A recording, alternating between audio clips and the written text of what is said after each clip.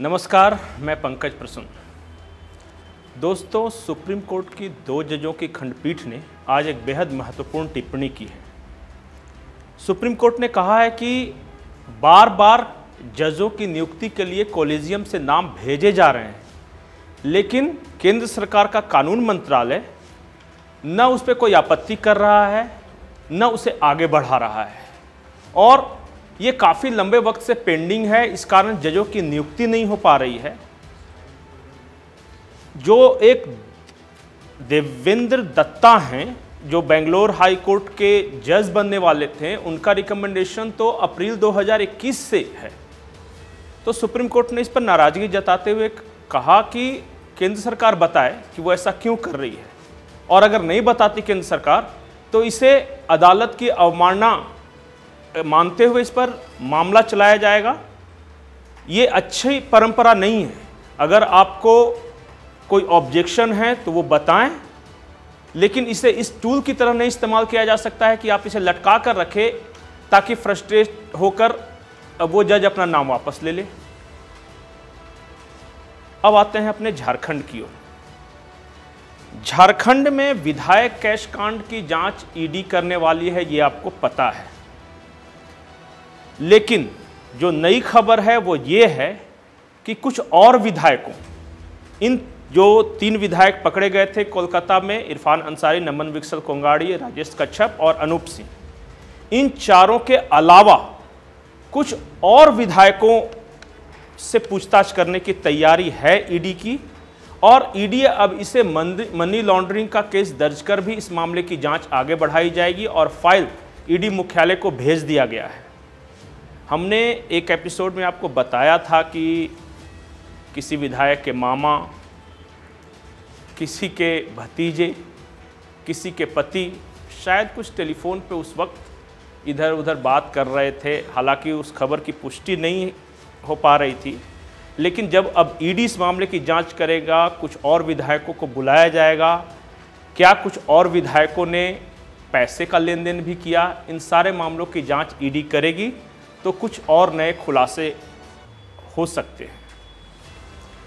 दूसरी बड़ी खबर झारखंड से यह है कि जमशेदपुर पश्चिम विधानसभा क्षेत्र, बन्ना गुप्ता वाला जो मैं है उसके बारे में बात कर रहा हूं। आपको पता होगा कि बन्ना गुप्ता ने अपनी पत्नी को वहां से मेयर पद का प्रत्याशी बना दिया है। उससे लेकर भारतीय जनता पार्टी में एक अलग तरह का मंथन चल रहा है कि वहां से अगर हम उम्मीदवार दें तो किसको दें।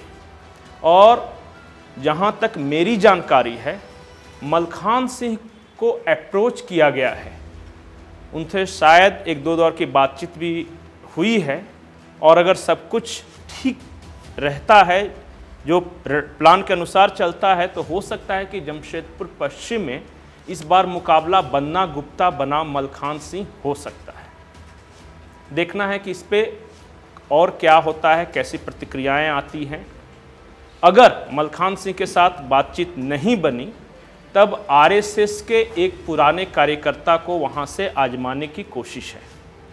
अभी उनका नाम लेना सही नहीं होगा, क्योंकि बहुत लंबा वक्त है। राजनीति में कब क्या हो जाए किसी को नहीं पता। तीसरी बड़ी खबर यह है कि एक कहानी सुनाता हूं। मद्य उत्पाद निषेध विभाग जो रांची का है, एक दिन वहाँ शाम के 6 बजे के बाद कुछ बड़े अफसर आए। कुछ फाइलों की तलाश की जा रही थी, क्या क्या कागज़ वहाँ ढूंढ रहे थे हमें नहीं पता, लेकिन हवन हो रहा है मद्य उत्पाद निषेध विभाग में। अब हवन किस बात को लेके हो रहा है ये हमें नहीं पता, लेकिन इतना ज़रूर पता है कि छत्तीसगढ़ की जिस कंपनी को मैन पावर मैनेज करने का टेंडर दिया गया था, अब उसके खिलाफ जुर्माना लगाने की तैयारी है, और शायद 20 करोड़ का जुर्माना लगाया गया है विभाग की ओर से। अभी तक कहाँ तक ये बात पहुँची है हमें नहीं पता, लेकिन उस कंपनी ने अब सरकार के खिलाफ कोर्ट जाने का फैसला किया है। तो बार बार जो ये झारखंड में शराब घोटाले की ओर जो मैं इशारा कर रहा था, हम जो बता रहे थे कि जो टारगेट था उससे बहुत कम अचीव हुआ है और उसके पीछे कई कारण हैं। तो जब ये सारा मामला आएगा, जब जुर्माना लगाने की तैयारी है, तो हमारी उस खबर पे पुष्टि होती है कि कहीं न कहीं नीति के स्तर पर, उसके इम्प्लीमेंटेशन के स्तर पे कुछ न कुछ गड़बड़ी हुई थी और उसके बाद ये हवन के पीछे का राज शायद सामने आ सकता है।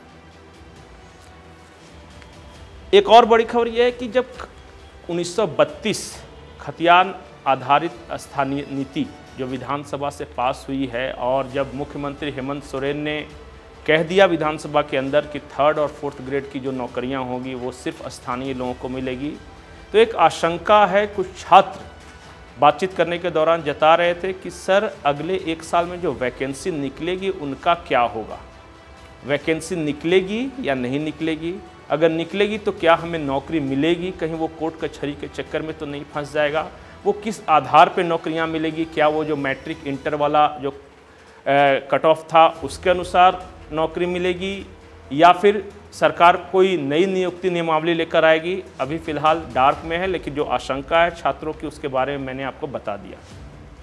एक और रुचि आपकी होगी कि हिमाचल प्रदेश के विधानसभा चुनाव में क्या हो रहा है। तो हिमाचल प्रदेश और झारखंड में एक रिश्ता मैं आपको बताता हूँ कि वहाँ पर ये कहा जा रहा है और कई पत्रकार बताते हैं कि हिमाचल प्रदेश में जेपी नड्डा ने अपना काम कर दिया था, अगर मोदी बचा ले तो बचा ले।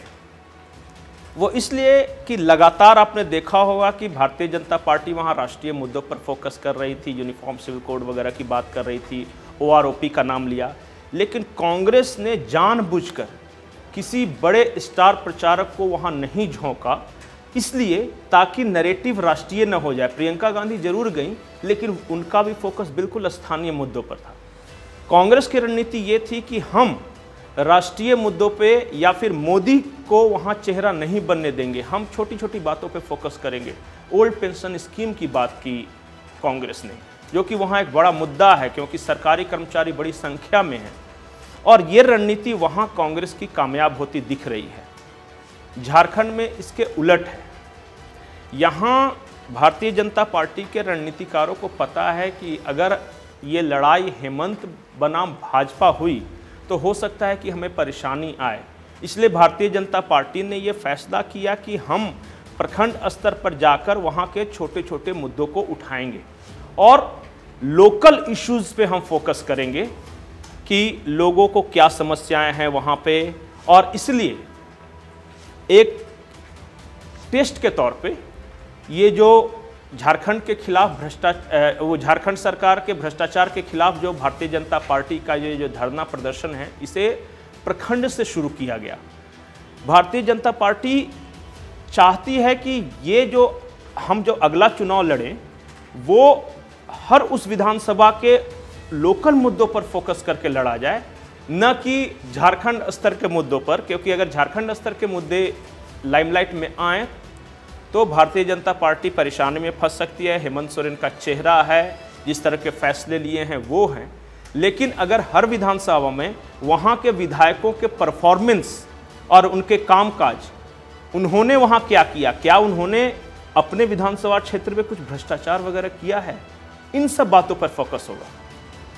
तो देखना यह है कि भारतीय जनता पार्टी की रणनीति कितनी कारगर साबित हो सकती है। तो जहां हिमाचल प्रदेश में वो राष्ट्रीय मुद्दों को उठा रही है, झारखंड में वो बिल्कुल झारखंड स्तर के मुद्दों को भी न उठाकर विधानसभा वाइज मुद्दे, प्रखंड स्तर के मुद्दों को उठाएगी। नमस्कार।